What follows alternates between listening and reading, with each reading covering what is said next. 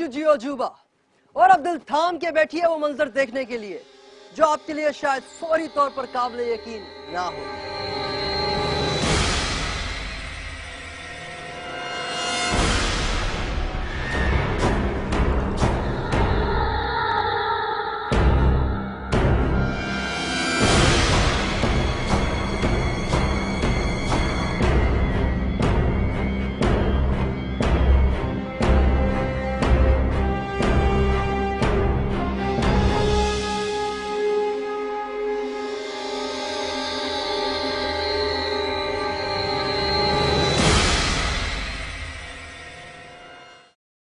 ये बोर्ड देखिए, इस पर लिखा है कि रेनीकोट का ये किला दुनिया का सबसे बड़ा किला है और ये अजीमुद्दीन दीवार इस किले का हिस्सा है या ये किला इस दीवार का हिस्सा है।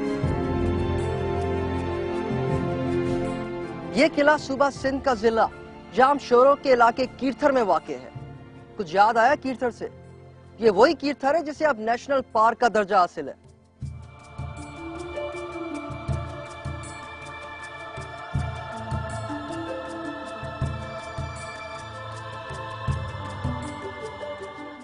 इस तवील दीवार और दीवारें चीन में मुशाबहत हैरत अंगेज है।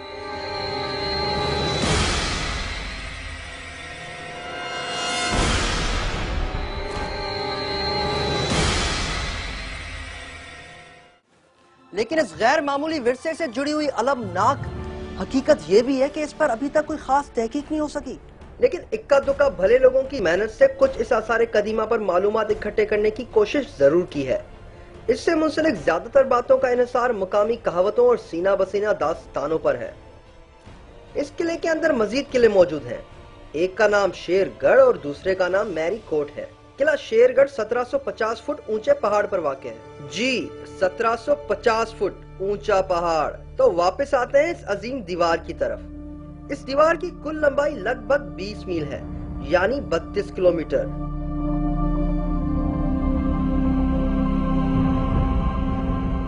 वीरानी इस किले का खासा है। तारीख और माहिरीन आसार कदीमा यकीनन इस हकीकत से नाखुश होंगे कि कई जगहों से इस दीवार का काफी हिस्सा पिछले कई सदियों से टूट फूट का शिकार हो चुका है और कई जगहों पे तो ये दीवार मुकम्मल तौर पर खत्म हो चुकी है।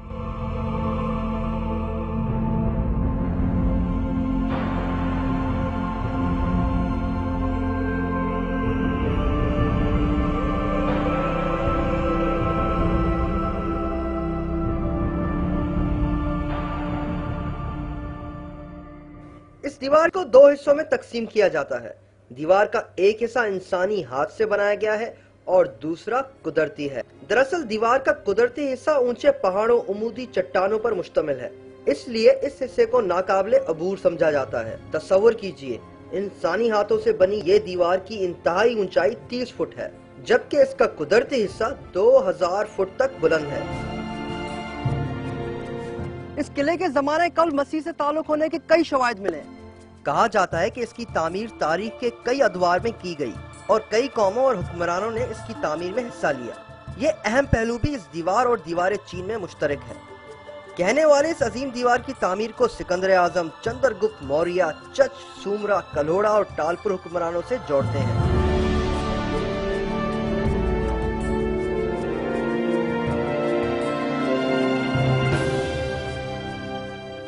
आपको ये सुनकर हैरत और अफसोस होगा कि मुरम्मत के नाम पर अगर आखिरी बार किसी ने इस आसार कदीमा को हाथ लगाया था तो वो सिंध के टालपुर हुक्मरान थे, जिनकी हुकूमत 1843 में खत्म हो चुकी थी। और इस हकीकत को चेक करने की कोई जरूरत नहीं।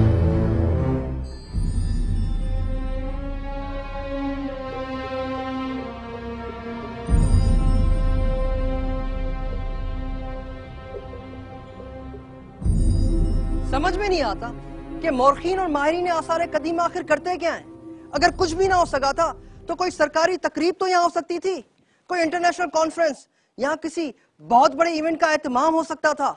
कम से कम ये विरसा नजरअंदाज तो ना होता दुनिया की नजरों से। आपको फिलहाल चल के दिखाता हूँ एक पैकेज, ताकि शायद हमें कोई उससे सबक मिले। 4 दिसंबर सन 2009 दुनिया के बुलंद तरीन पहाड़ों और ग्लेशियर्स के बीचों बीच 5242 मीटर की बुलंदी पर काला पत्थर के मकाम पर नेपाल की कैबिनेट मीटिंग मुनक्किद की गई। नेपाल के वजीर आजम अपनी हुकूमत के कुल 27 में से 24 वजीरों समेत वहां मौजूद थे। सबने नीली पट्टियां पहन रखी थीं, जिन पर हिमालय को बचाओ तहरीर था। इस मीटिंग का मकसद दुनिया की तवज्जो हिमालय की बिगड़ती हुई सूरत हाल की तरफ मबजूल कराना था। कोहे हिमालय पूरे बर्रे सगीर में पीने के पानी का एक अहम जरिया है। इन वजीरों ने मास्क और गर्म कपड़े पहन रखे थे, क्योंकि इतनी ऊंचाई पर सांस लेना दुश्वार होता है। वजीर माइक्रोफोन के जरिए बात कर रहे थे, क्योंकि तेज हवा में आवाज नहीं सुनी जा सकती थी। वहाँ वजीरों ने सागर माथा डिक्लेरेशन पर दस्तखत किए। इस मीटिंग की खबर दुनिया भर के टीवी चैनल्स ने दिखाई और इस तरह से नेपाली काबीना का असल मकसद भी बड़ी हद तक पूरा हुआ।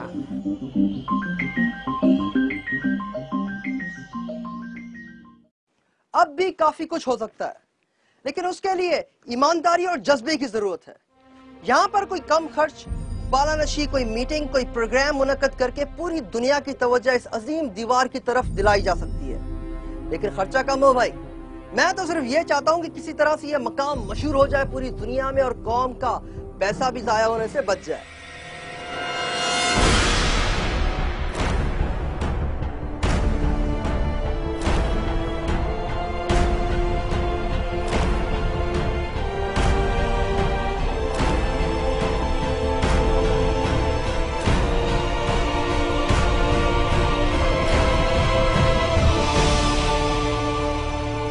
अजीब बात वो ये कि इस दीवार का अपना कोई नाम नहीं। इस दीवार को अब भी किला रनी कोट के नाम से जाना जाता है। कुछ बरस पहले कुछ दोस्तों ने मिलकर बाकायदगी से इस आसार कदीमा पर तहकीक शुरू कर दी और उन्होंने मिलकर इस दीवार को दीवार सिंध का नाम दिया। तो फिर आज से हम सब भी इसको दीवार सिंध के नाम से ही पुकारेंगे।